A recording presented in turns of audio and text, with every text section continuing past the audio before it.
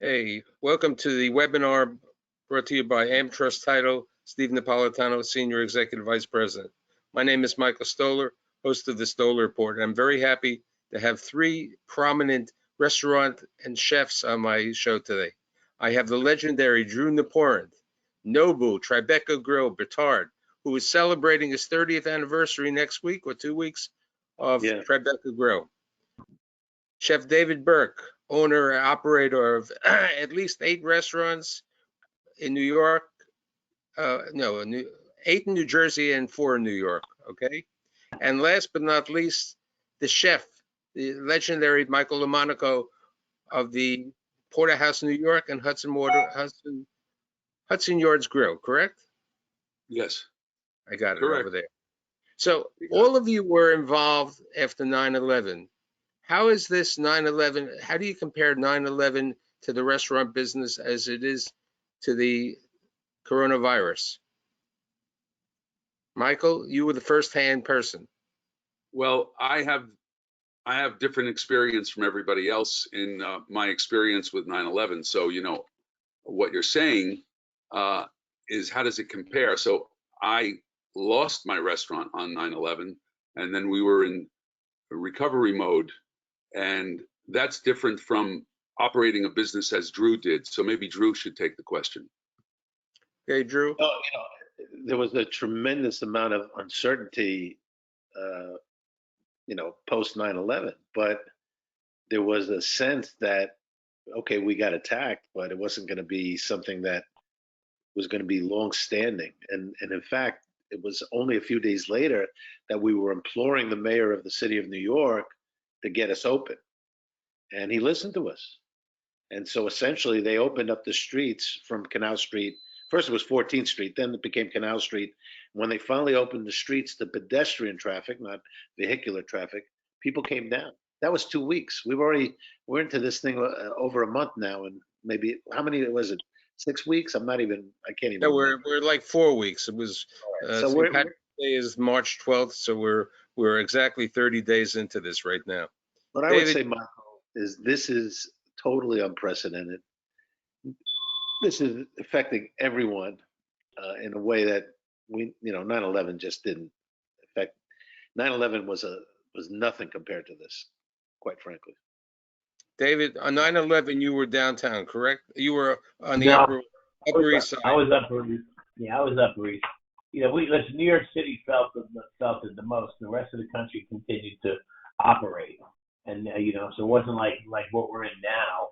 I think that after the initial shock of 9/11, the restaurants, the neighborhood restaurants, a couple of days, or when they were allowed to operate, they thrived because people stayed close to home. They went to the neighborhood restaurants to get the news and feel comfort and get out. But again, and restaurants were allowed to operate. We were allowed to fundraise. We were allowed to donate food. We had the opportunity to go help. Right now, it's even hard to help because we have no cash flow and we have no employees and we don't have the right to work except for curbside. So, immediately after 9/11, there was the city was shut down for a few days. Air traffic was shut down for a few days. The stock market, things began to reopen, as Drew says and David says. That's true. But the recovery mode was very different because people set up downtown, and Drew was one of them, who were feeding the first responders who were downtown, the recovery responders, the police. That was a big effort by the restaurant community to feed those who were working on the pile. That was what it was called, the pile. And so that engaged the city. But from my point of view, the city was very quiet for that first month, even though streets may have been reopened for pedestrian traffic, and certainly the Manhattan wasn't closed. The businesses were open. People were going back to work the following week, but things were quiet. People were sheltering. People were going home at night. They weren't going to restaurants, and thanks to the restaurant community, and I mentioned the restaurant community banded together and we formed the foundation Windows of Hope Family Relief Fund. And Drew and David all participated in fundraising on October 11th. And chefs like Tom Valenti and Waldy Maloof were my partners in that foundation and in setting up that foundation for the families. So that was an effort to get people out of their homes and back into life again. And Drew and David could comment on that, but I think that after October 11th, things began to perk up a little bit. It was autumn. Autumn came to New York, and the pile was an ongoing work. The tragedy was definitely with us. We were wearing it like a cloak. It was so heavy, but I think that we had a sense of, recovery. We're still in shutdown mode, so we don't know what recovery looks like. Drew? Well, the one huge difference is when we're feeding the rescue workers, there's no fear of any kind of health issues to us. Now, these people are putting their lives on the line because we just don't know how this disease is transmitted. We do know, of course, it's through droplets and whatever, but I mean, it's so random that certain people seem to get very minor symptoms and recover. And then other people after 2 days are dead. And I mean, I watch the TV. I have to turn it off because it's so depressing that you see people, families, fathers of 4 or 5 kids dying, with very little exposure apparently. This is a totally different situation, Michael. I'm not sure. I cannot predict how it's going to play out because we're in the earliest days of this, but it's, and it's almost amazing to say it, but 9/11 pales in comparison to this. Now, poor Michael LaMonaco was the chef of Windows on the World, which was blown out of the sky. I mean, Right, and you lost 76 employees, Michael, on that day. 79. You lost 79. So, but in Michael's world, nothing could be as bad as that. But his was the only restaurant, maybe Hudson River Club. But from my understanding, I mean, 9/11 affected his restaurant in such a stunning way, but this thing has affected millions of restaurants around the world. There's a perception. The Seton Hall just came out with a report today saying that 72% of Americans polled said they would not attend sporting events resumed without a vaccine for the coronavirus. That's 72%, and 12% said they wouldn't go without social distancing. Drew, you operate at Madison Square Garden, you operate at Citi Field, okay? 2 specific places. Michael, you're running at 2 major facilities, the Time Warner Center and the Hudson Yards, okay, with tourists and everything. And David, you operate, all over, plus a significant number of properties in Saratoga. If people are scared and won't go to a sporting event, and today Lincoln Center, which is right next to Time Warner Center, said that they're not going to have any concerts this summer. How are we going to restart the restaurant business? Very careful. I'll just jump in. I'll just jump in and say this: if people feel that they're taking their life in their hands by going to a social event, whether it's a Broadway show, a sporting event, a restaurant, it's going to be a long time before we acclimate to normal conditions. So, the problem is right this moment, right now, you have somebody, the president of the United States essentially saying, we got to get the economy started again. We got to get open. Yet there's no, behind that statement, there's no assurance that you will be healthy if you go back to work. And then the people who know something about this say, well, if you test and you don't have the virus any longer, and you have, in fact, the ability to fight off the virus, then you can go back to work. But guess what, Michael? They're not testing anybody. I can't get a test. So, to answer your question, there's just too much uncertainty. Nobody's going to wave a magic wand and say, all safe, go back to work. Because the second somebody gets sick, going to a Broadway show, going to a restaurant, forget it. All bets are off. So, I think that we're going to have to really study how Asia has handled crises like this, how they've recovered. That's really a working model that's happening on the other side of the globe, and that might include masks more than we know. That might include social distancing in a different way, or temperature checks. We're a different society, so we're not gonna so easily adapt to some of the things that they've done in China. But we surely are going to learn from other people's examples. So, we're trying to figure it out. Just as you asked the question, we're trying to figure out how that happens. David? I mean, any restaurant Yeah. that. No, let Go ahead. Michael, please. No, I was going to say, Yeah, Michael. just any place, as you said, sporting events or shopping centers or department stores, anything, any store. I mean, my supermarket on the corner has the street taped off, and they're counting people in. That's a supermarket, right? And that's happening all over, right? Where they're limiting the amount of people in the store at a time. So this is mind-boggling, and we're having to solve these problems on the go. Right. The one thing we do know, because this is the one thing they're emphasizing, is social distancing is helping to conquer the problem. But think about what social distancing is. It's like you're staying indoors. You're not going near anybody. So how does that bode to go to a sporting event or go to a restaurant? It's nuts. I mean, if we have to live the rest of our lives to stay alive by not being around anybody, who knows? That could be a reality. Mr. Burke said a couple of weeks ago, I think on one of the TV shows, that at least 1/3 of the restaurants won't reopen and won't rehire people. What do you believe after this? What percentage of restaurants? It's difficult enough to be in the restaurant business. How difficult is it going to be in the future? Well, listen, I think that it is difficult. It's been difficult for quite some time, especially in a city like New York with minimum wage being so high. So the last couple of years have been very difficult.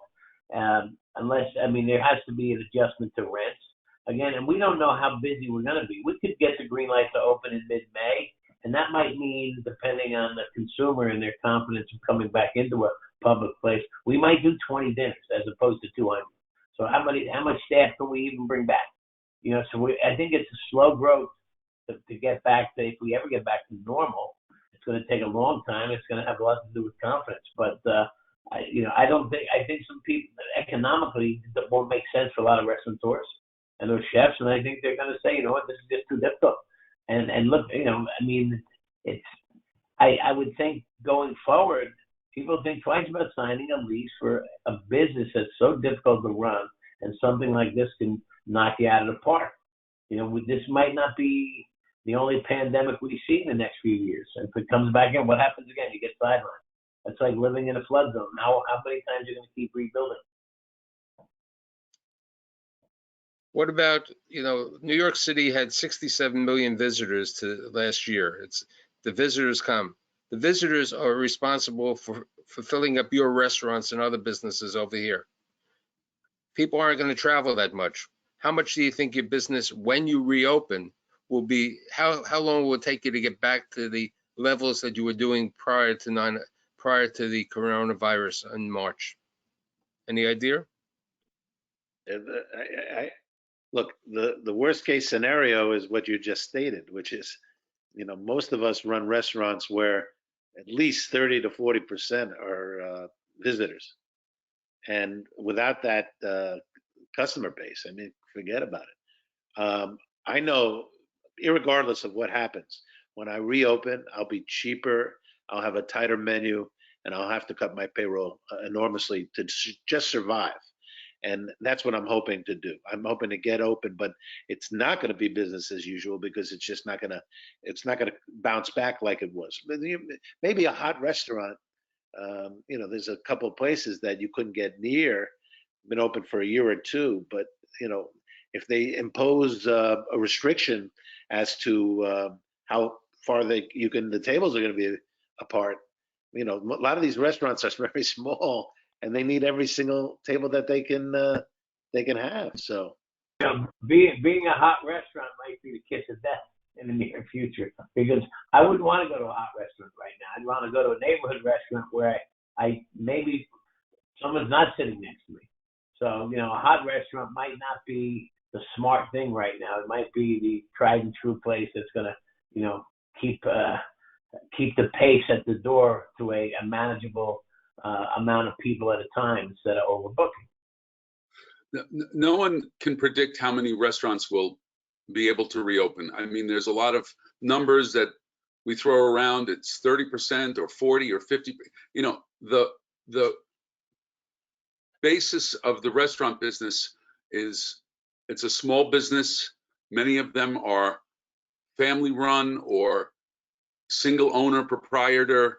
There are so many all over the city and all over the country that are small restaurants.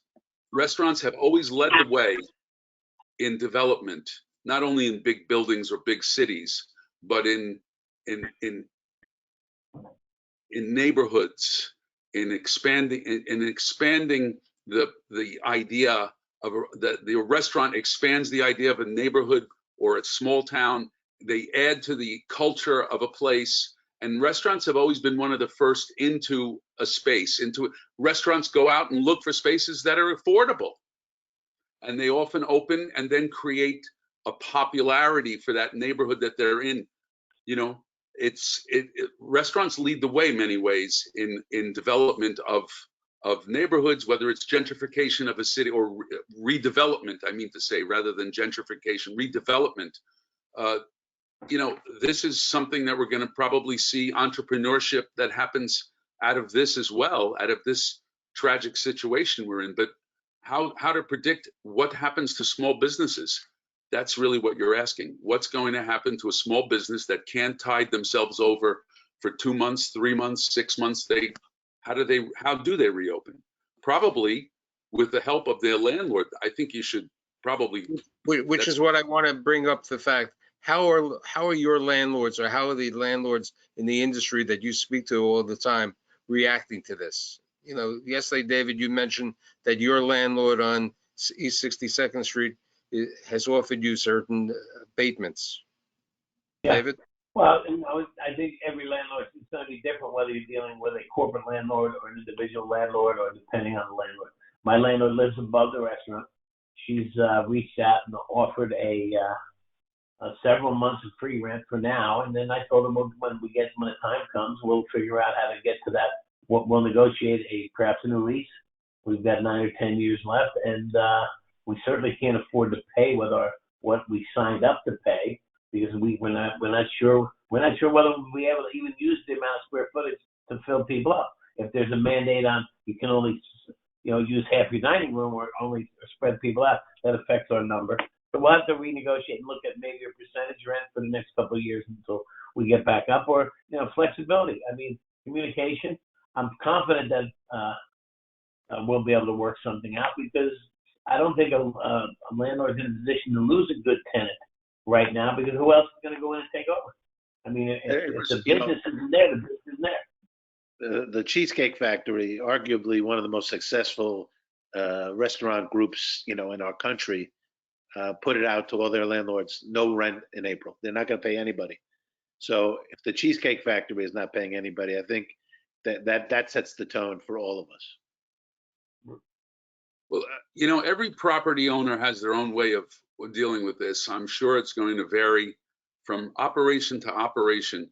And, I'm in both of my restaurants are in big, as David mentioned, corporate held, or, large.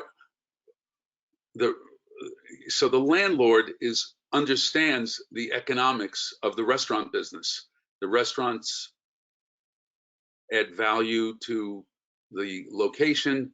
The restaurants are on a completely different economic basis than the retail businesses that surround us. So, we think that they understand what our situation is right now. And, the hope is that we can work out planning, as even David and Drew were saying, planning that helps us be able to restart.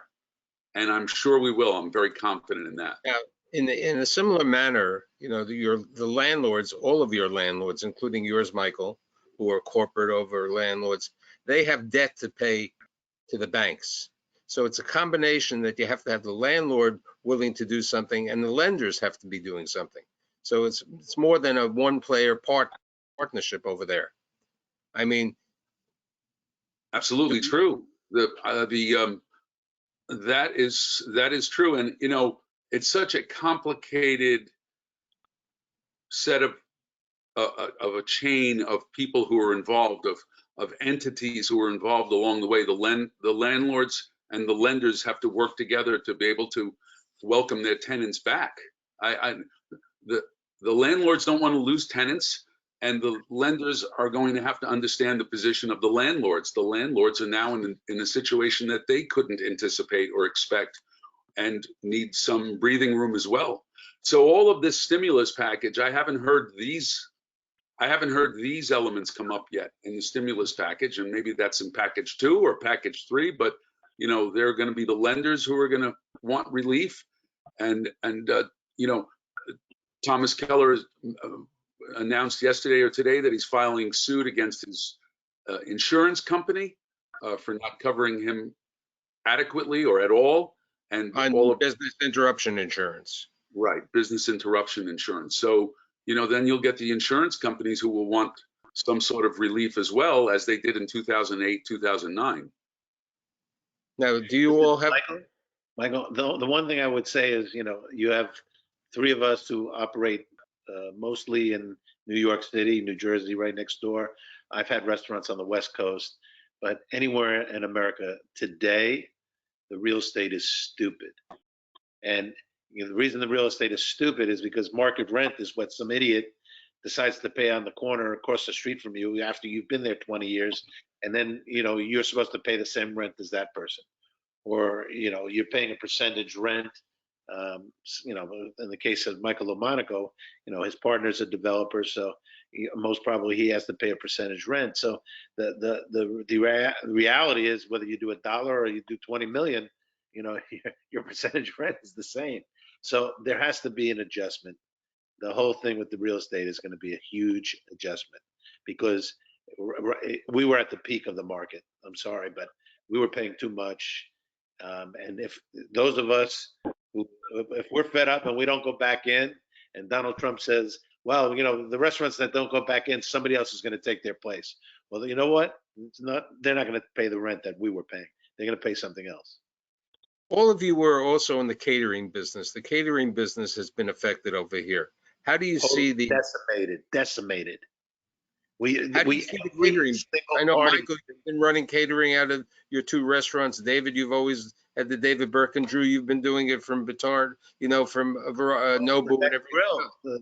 We do a tremendous amount of catering. Every single party has been canceled. We're talking about in-house. In-house. Not off premises, right? In-house. Oh. So how do you absolutely, everyone can't. They were canceling 10 days before the shutdown of the restaurants. They was beginning to cancel. At the beginning of March, people were canceling events. Yeah. Unbelievable. What about off-premises catering? Had you been in that either, any of you? I do some off-premise catering, and I mean, people aren't booking parties. They can't gather. You can't have a gathering. So it's I mean, you can deliver some food, but you can't. People can't have a party. You have to social distance. So that's a tough. That business has been sidelined. And the business, the wedding business, forget it. The wedding and all the bar mitzvahs and all that business has been sidelined. So they're postponing, and maybe not, they're canceling for now, but they're postponing. And then, you know, you try to tell a bride she's getting married on a Monday in October, not on Saturday in the summer, and you know you got your hands full. So you know, there's only so many dates left that you can rebook on a weekend, you know, for the rest of the year. So you know, there's deposits. There's it's part of what's going on there. You know, they'll have to find a slot for that party sometime, or they're going to have to wait a year.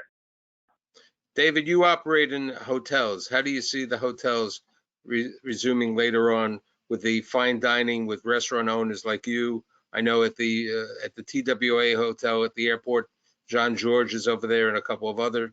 How do you see these restaurants at the hotels and or at the airports in the future? Well, I think hotels have a lot of space. They have much more space usually than restaurants. So I think there's an opportunity to, maybe you have to divide your dining rooms up into smaller sections, and you can, depending on how we come out of this. But hotels, again, they have to be clean. If I'm going to a hotel, I want to know that room is, how is it clean? Someone else was in there before me. There's a lot of unanswered questions about traveling and where you're going to sleep, for now anyway. And hotel business, from a restaurant standpoint, I think the hotels right now, any chef with a good brand, a restaurateur as a good operator, is in a good position to go into a hotel and take over the restaurants. They're going to need all the help they can get to start driving tourism and business. And a lot of that sometimes relies on the publicity of having a good restaurant. We were talking before about the government assistance program, the Paycheck Protection Program. All of you have applied for your different restaurants and operations? Yes. Okay, but part of the rules is that you have to use 75% of the funds for payroll. It's going to take time to add payroll back. It has to be, they want you to return the payroll as it was before. How do you do that under the current Paycheck Protection Program?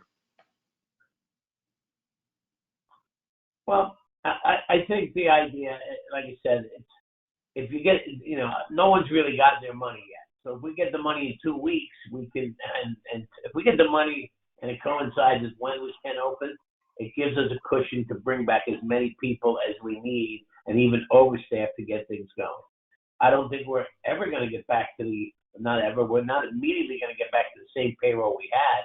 And if not, that means you have extra cash. You can pay back the loan, or you can, whatever it is. But at least there's insurance money to make sure you can get done with what you want to get done with.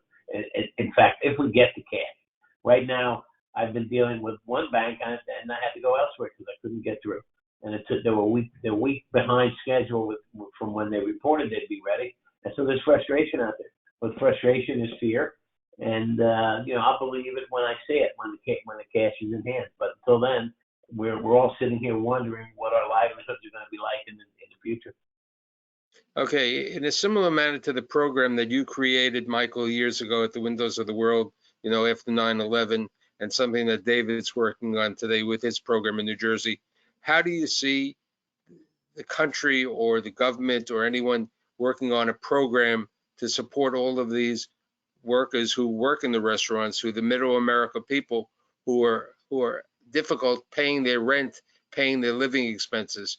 Do you see any programs out there? Or do you hope that in the same way that the restaurant business has always been out there for helping the community, City Harvest, Meals on Wheels, and everything else, do you see any programs that you guys would go into and other restaurateurs and the government to help the working people? I mean, the people who worked in your restaurants. I mean, the bartenders, everybody, they don't have savings. Well, I think what you're, I'm not sure if what you're asking is entirely analogous, but I mean, after 9/11, we set up a foundation to help the families of people who had lost family members at the World Trade Center and who were in the food service business. They worked at Windows, or they worked at even serving coffee in a law firm. So that's a different. Now we have a vast amount of people who are suddenly without a job, and there are different grassroots fundraisers. Some individual restaurants have been doing things to try to raise funds for their employees, but that's kind of a tricky thing. Other people have set up nonprofits to do that. There are larger groups through the James Beard Foundation who's helping to create a larger fund for a larger group of people. That's different than serving just one restaurant's needs, but serving many people. And I think that the leaders in the industry, in the restaurant industry, are trying to figure out they would jump into try to fundraise, but then try to figure out how to actually distribute it and what fair way to be able to do that. So I don't have a really good answer. I think that there are a lot of different programs that are out there. Some are individual, but there are larger programs, and that the National Restaurant Association has teamed up with people like Guy Fieri to try to raise money. Now that's actually the potential for being a large program to help individuals with maybe grants to help them get by. So, but also, you know, we realize that people have now are collecting unemployment, and the federal funds to supplement unemployment. I think it's a 3-month program that they set up in that stimulus package to supplement people's people's unemployment. Those are positive things. I just don't think there's been enough communication about it, and the details are so difficult for people to understand. I think that people are trying to decipher it all to be able to give it a concise package of information to all of us so that we can even disseminate that information to those of us who work with us. You know, something that you've always discussed with me on my shows over the past is that people wanted to go into the restaurant business. It was sexy, it was interesting. A young chef would open up, you know, in Brooklyn and so on. After this crisis over here, what do you think is going to happen with people wanting to be a restaurant owner? Drew? I mean, you've been 35 years now. Yeah, I mean, look, maybe generationally, there'll come a moment in time when the health aspects of this whole thing are clearer to us. That going to work doesn't mean you're jeopardizing your life, or eating out in a restaurant doesn't mean you're jeopardizing your life. And in that case, then, you know, I imagine you can find the joie de vivre in opening a restaurant. But you know, it's something that, you know, it started with something, you know, very simple, and over the last, let's just say, 100 years, we've refined it, and we've upgraded it, and we've made it, you know, like a cultural, you know, it's a moment in New York lifestyle. The restaurants are fantastic, all different types, and we don't know how it's going to come back. We just have no clue if it can come back to that moment. You know, what seems to work is, you know, the restaurants that stayed open to do takeout and delivery, tremendous. They're jeopardizing their life when they jump on the subway to show up for work. But you know, people enjoy those restaurants. But think about our restaurants, Michael and David and myself. You know, we have $20 appetizers and we have $30 entrees, or more expensive. It's hard to put that into a box, you know, and ring a bell and say, you know, come and get it. I mean, nobody wants to take that out. So, you know, the sexy nature of the restaurant business, it'll be totally redefined when we try to get back open. We have no idea what's going to happen. So do you think there'll be more casual, fast casual restaurants in the future as opposed to white tablecloth restaurants? Yes, well, that's been the trend, right, Drew? That's been the trend.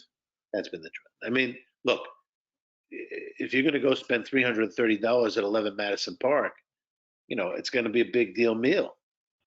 And, you know, but I guess they were doing fantastic. But can you imagine going out and spending that kind of money after this? I mean, it's insane. So I just can't fathom that people will spend that money for that kind of an experience. But dining has gotten, but dining has it's gotten more casual over the last 15 years. There's been a huge growth of restaurants. You might call them sexy as you did, but I think what you're talking about is a business and a creative craft. And the creative craft is the great restaurant owner, the great showman who stands in the front, who books a room, like Drew, who runs a room. That's creative. The business side of Drew is another aspect of what the business is about. So I think it's an alluring business for chefs who are creative. The urge for creativity never goes away. The urge for creativity never goes away. And the truly creative aspect of all of this is how people reinvent or invent themselves into any sort of creative aspect, how they make themselves into that person they want to be. So I think that people will learn from all of this and take the lessons and do what has to be done, and will adapt as an industry. But the creative aspect of it is one of the great lures of what the business is. And David is one of the most creative guys I know. David has been creative since the day he was born into the kitchen. So, you know, you couldn't stop David from being creative. And he's telling us he's going to be creative in, you know, on the other side of the Hudson River in New Jersey. Well, he's still going to be doing it. I think that this business is a great business for so many people, and they figure out how to make it work. Where do you see, none of you operate in Times Square, but Times Square restaurants have always they've had the highest grossing revenue, like Applebee's, the highest grossing Applebee's in the world over there. What do you see with regard to the restaurants in Times Square, Broadway, near other venues in the future, basically because of the fear factor, which is deserving having a fear factor because what's happening? Well, the rents in Times Square are phenomenal. So I mean, I think a lot of those restaurants or the chains that are in Times Square, it's part of its marketing budget. I'm sure if you're doing $20 million and you're paying a 10% rent, or like Bluefin used to years ago, I mean, you pay like Drew said, a percentage is a percentage. And then with the wages that were there, you can do that much money in a restaurant in Times Square and not make any. And without the volume, you're up the creek. You know, I think those type of places that rely on tourism everything's risky. Our business has always been risky, and now it's even riskier. There's no safety net in the restaurant business. There's no pension. There's no retirement plans. There's nothing for the hardworking guy or girl who spends 40 years in the restaurant business, top of their game, and all of a sudden gets knocked out, and you're not set for life. So I think the young students going to schools these days, they need to be aware of that. You want to be a renegade? You want to be in the restaurant business? You want to be, you know, a creative monster and a chef and live with less rules than a corporate office? That's fine, but the consequences are when the shit hits the fan, there's nothing to land on. And that's what the restaurant business is built up of. You know, the renegades and the misfits and all the creative people that love the lifestyle of it, and I'm one of them. We get energy from that. We work on adrenaline and we work on optimism. And when the optimism is taken away or it's unsure like it is right now, and you can't use your adrenaline to get going, you're really stuck. So I think I would be very honest with young people that ask me my opinion of getting in the restaurant business for the future. Michael? Well, no, I think David said it very well. We're all in an era, an age of the complete unknown. This is a completely unknown problem. We have no solutions apparent to us. We're relying on the scientific community to tell us how to live day by day right now, and we're relying on them to solve this problem. And whether it's and really even to help us solve the problem by giving us the kind of testing that we need on a large scale with 330 million people. I think that what you hear so much of the scientific community saying is that we need to test as many people as possible to know. I mean, we're all living day by day right now, and that gives us that degree of uncertainty until we start to get some answers. We're waiting for answers. We don't have the answers to what happens next. So I think in summation, I think it's a tough world to be in the restaurant business. All of you have been in it your entire careers. I think we've given some insight to the people listening in, and I'd like to only wish everybody the best of success when they reopen. And I know everybody is going to reopen at different levels.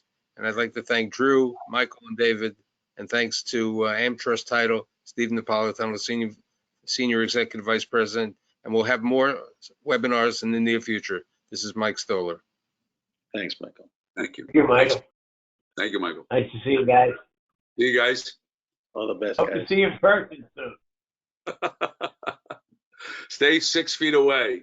I want to give you